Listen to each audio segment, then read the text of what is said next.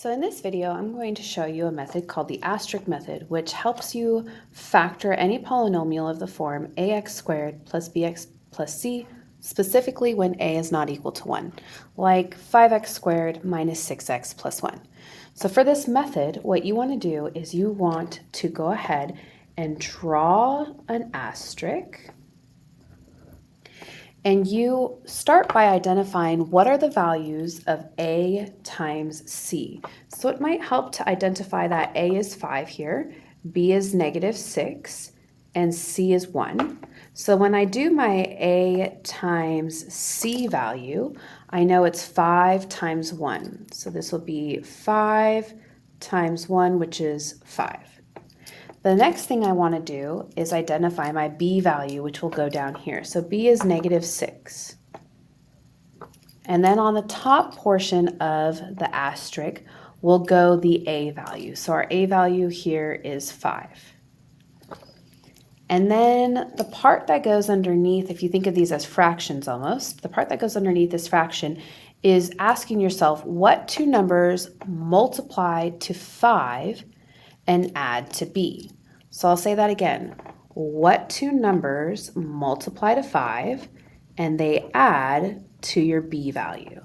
So you can make a t-chart and you can ask yourself all the multiples of 5, which happen to only be 1 and 5. But you have to choose wisely so that it adds to -6. So that would be -1 plus -5, which is -6. And -1 times -5 equals a +5.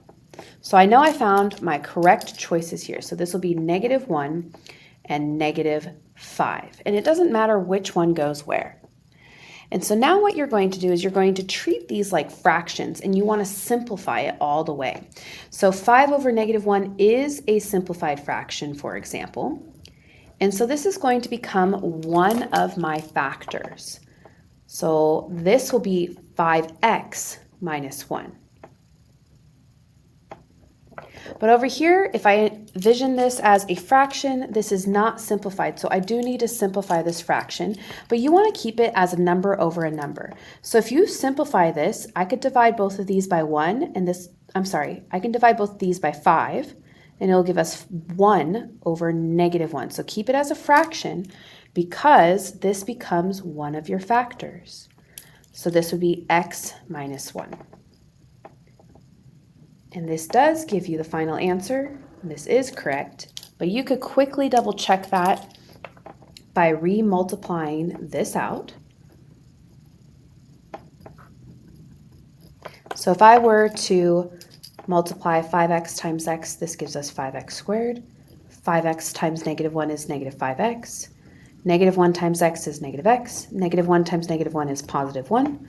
And if we combine those terms, we get 5x squared minus 6x plus 1, which is the same as our original polynomial.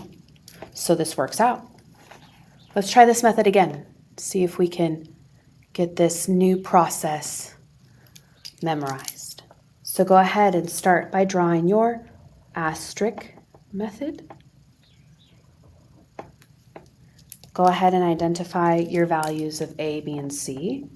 So a is 4, b is -7, c is 3. What goes up on top? A times c.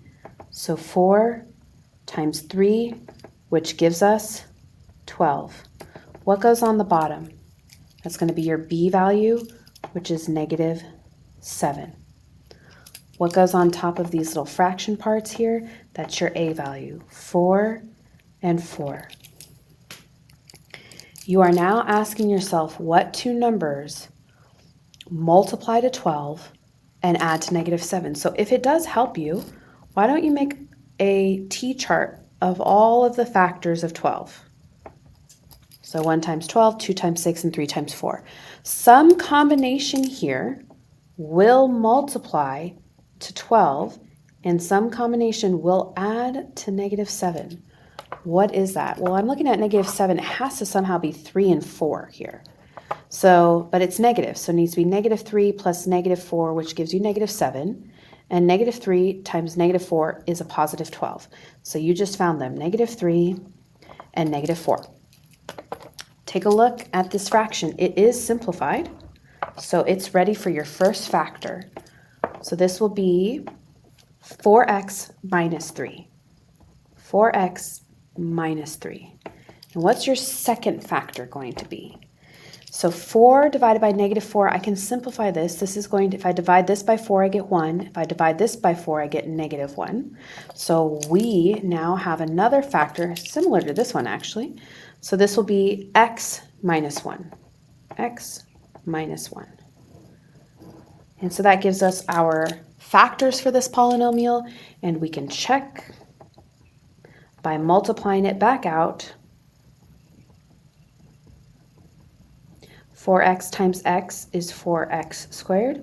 4x times negative 1 is negative 4x. Negative 3 times x is negative 3x. And negative 3 times 1 is positive 3. And if we combine like terms right here in the middle, we get 4x squared minus 7x plus 3, which is the exact same answer. So I hope that method helped for those of you who are visual learners and want a method that works instead of playing the guess and check game of figuring out what two numbers multiply to 3, for example, and what two numbers here multiply to 4x squared, but somehow works out so that it adds up to negative 7. Hope that helped.